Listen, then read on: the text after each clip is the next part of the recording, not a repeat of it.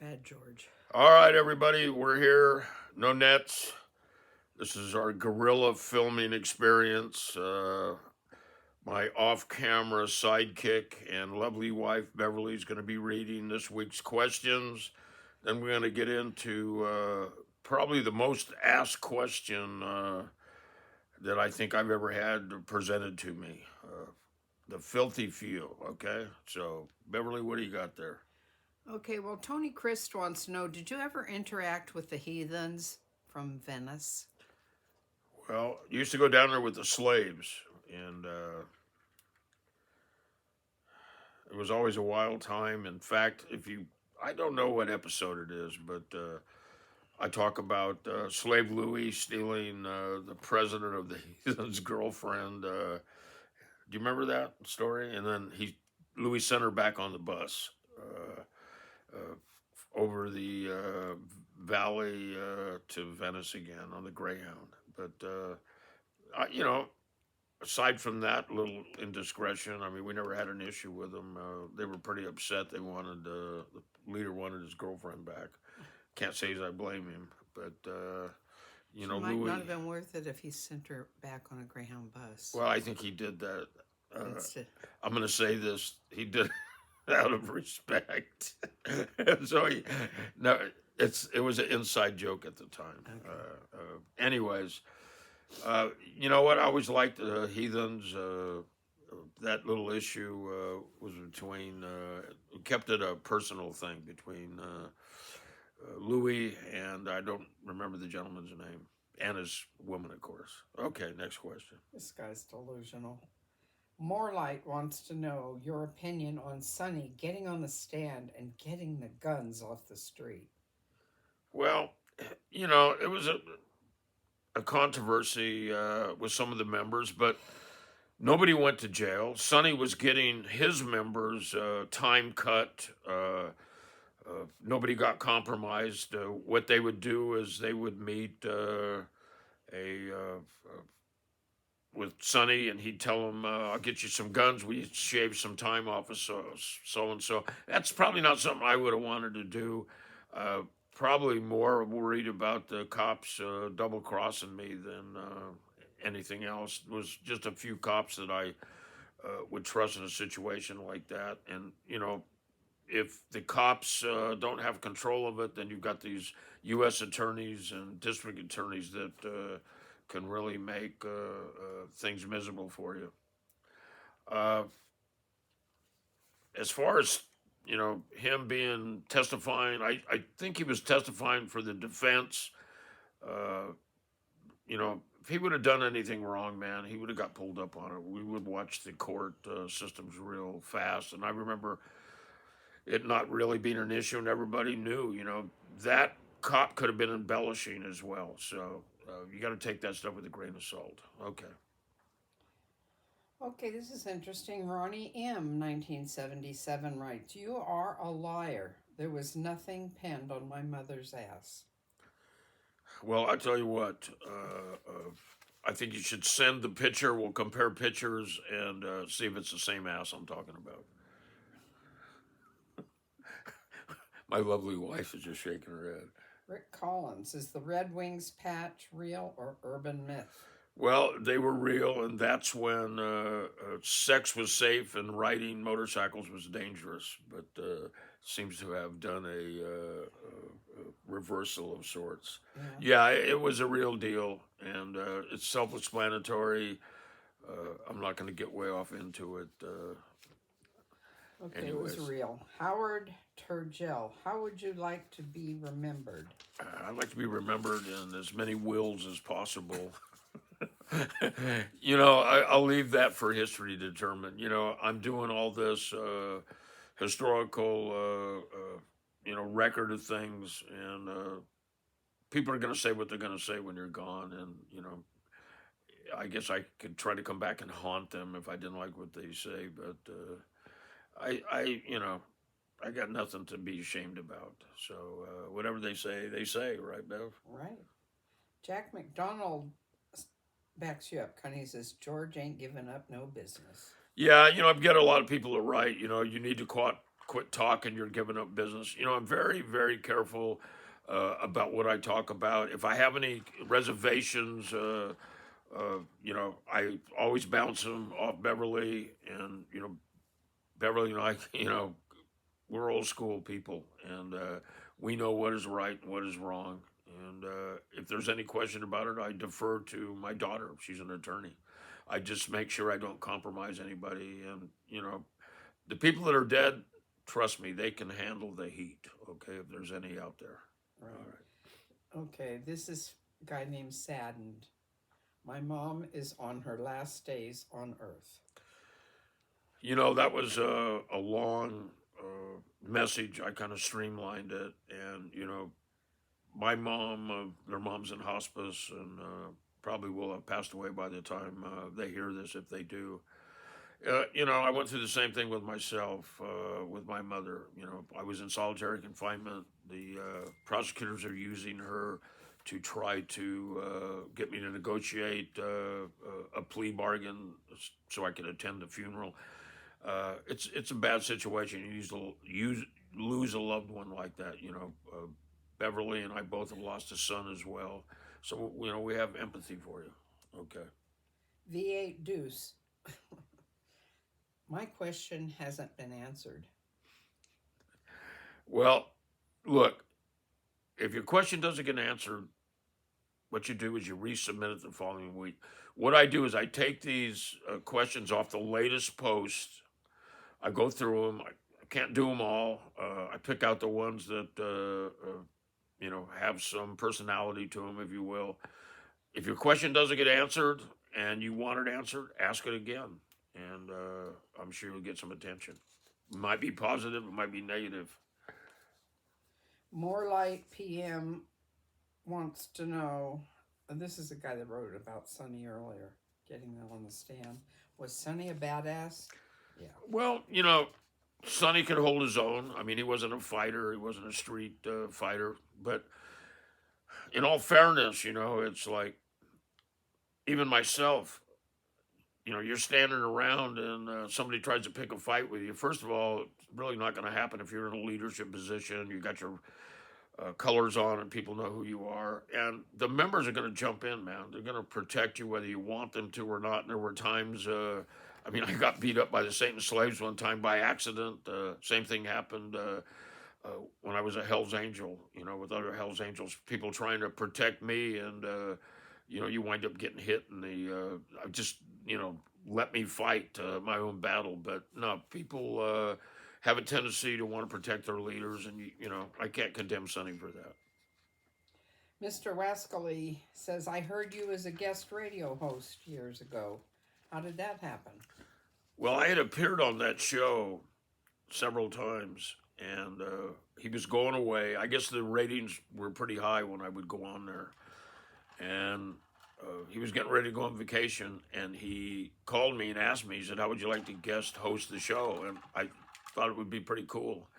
And I had, I believe, a police officer on there, but my main guest was Jerry Garcia. I had like a 35 minute interview of me and Jerry Garcia talking. And that tape is floating around somewhere. And I recently got a hold of the DJ, and he doesn't have any copies of that tape. I think I may have copies in my archive with the other tapes. I have a lot of tapes that informants were saying stuff about me, and I think Garcia's tape got mixed up in that. So that would be fun to run across. Anyways, that's how that came about. Okay, Mind Crime 550. This guy snitched on the Jokers. Also, the Cleveland member that ran was kicked out. That's not a question, but you know what he's talking about? Yeah, I do know what he's talking about. I kind of streamlined it. It was pretty long-winded. The guy that held the shotgun and got shot lived, and he did testify against the Jokers. And I didn't omit that intentionally. I don't know the guy, never met him. And, I know no Hell's Angels ratted. The only thing that we had any questions about was that member ran, the East Coast member ran, and he ultimately got dealt with, and he was kicked out of the club. He was expelled. Okay, Godzilla 653 writes, how is it that you know so many mothers? Well, that's a confidential. Special set of skills. Yeah, it's kind of like what is it, Liam Neeson? I have Yeah. a special set of skills, but I do know a lot of mothers, and you know, it's funny. David Ortega and I started that routine in the '70s, and I haven't had the opportunity to do it in years, but we would do it to people that asked stupid questions, people that were kind of aggravating us. And one of the favorites was we would ask when they started getting on your nerves. You say, "Do you have any naked pictures of your mom?" And usually they were appalled. And then either I would or David would. One of us would chime in. Would you like to buy some? And they usually walked away after that. But the mom jokes are a tribute to David Ortega, and they're just a lot of goddamn fun too. I'll tell you. So is that it, Bev? Yep, Those you're on your own. questions. I'm on my own. You leaving, huh? All right, Actually, Bev. left long ago. You should have left long ago. What the hell does that mean? How is everybody going to interpret that? She should have left long ago. Okay, well, we're not even going to go there. All right, I want to talk about the filthy few, and I wanted everyone to know that the filthy few is the most asked question, along with tell us about the nomads. Today, I'm going to talk about the filthy few. Not the nomads. So that'll be our focus. And according to law enforcement, everybody knows, or they should know by now, what the filthy few means. It means you've earned that badge by committing a murder at the behest of the Hells Angels. Now, I've been working, a lot of you know, I work as an expert witness for the defense. And, this is kind of something new for me. And it's also something new for any type of outlaw trials. They've really never had anybody come in for the defense side. And, the police always bring their guy in and talk about all the terrible things bikers do. Well, now I get up there and I explain that it's really not quite the way the prosecution's presented it to you. And the reason I'm getting into this, I was recently accused of being a perjurer by a police officer after my testimony as an expert witness in a trial. I want to explain what an expert witness is. An expert witness is a person whose opinion, by virtue of education, training, certification, skills, or experience, is deemed an expert and accepted by the judge to testify in the court trial. And one of the things I try to establish is I try to let the jury, or if it's a court trial, the judge, know that this has become a personal issue. I look for little signs. I'm not going to get into them now. It gets too specific, but I try to make sure the officers and the prosecutors don't make it personal. And that's, I give lectures all the time for leadership and whatnot. And, that was one of the things I tell people as a leader, don't use your position to get even with somebody because when you make it personal, it becomes very cloudy. Am I part of the filthy few? Yeah, I'm part of the filthy few. The record goes back. I've got filthy few flags in my house. Cops have made a big thing about it. There's a few pictures of me floating around with a filthy few patch on. I was inducted into the filthy few by Big Albert, and along with myself was David Ortega, and we were having a conversation at the clubhouse, and it came up about the filthy few, and Big Albert said both David and I were now part of the filthy few, and may not seem like a big deal to some people out there, but it was for us. Albert, we idolized Big Al. Other people, Foo and other people were filthy few members. And, originally, the filthy few were the first to come and the last people to leave. And then it kind of evolved and it became people that were deeply involved in the club business. And, I'm not just saying the first to come and the last to leave. There was an interview of Fu when he was up in Oakland on the Southern California news station. It has to be on CBS, ABC, or NBC. Those were the only three news networks back in the '70s. And I watched this interview when I was in the Glendale clubhouse, and that's what Filthy Few was broke down to the interviewer by Fu Manchu. And maybe somebody can run across it. Over the years, the Filthy Few morphed into something a lot different.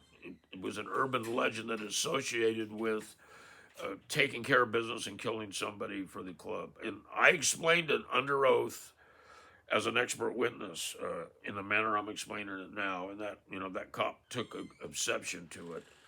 Uh, Sonny changed the whole dynamics of the Filthy Few badge and meaning when we went, and I didn't make that run. I was about half a day behind everybody, along with Purdue and Ventura. The muster to Custer. We were going to muster up in Custer, right into Sturgis, fight it out with the Outlaws, and then ride over to Frisco, Colorado. And after that run, Sonny said anybody that came to that run could wear the Filthy Few patch. So that changed the whole dynamics. Law enforcement still is receiving intel from informants that you have to kill somebody to wear that Filthy Few patch. And that's not the way it is anymore. And what the cops fail to recognize is that informants give salacious information to benefit themselves. They're in a legal dilemma. They want to extract themselves. They have to give stuff that makes them important. And I think a lot of these informants are pandering to these police officers to get themselves out of a jam. And, I've made that clear. It's offended some people in law enforcement. I think some people understand they don't have a lot of respect for the informants, but, some people hold a different position. They feel like the informants have deferred to the other side, if you will. The problem with the Filthy Few patch is so many people wear it now, and the numbers just don't match up. The deaths, there should be piles of bodies laying around for everybody in the Hells Angels that wears a Filthy Few patch now. So, I think this is what the position I hold, and I testified last time, and I was asked specifically, and my response was I wasn't being disrespectful to the court, but I was being kind of evasive, and I asked in a satire type manner. I said, "Who am I to ruin a good urban legend?" So it's really negotiated into a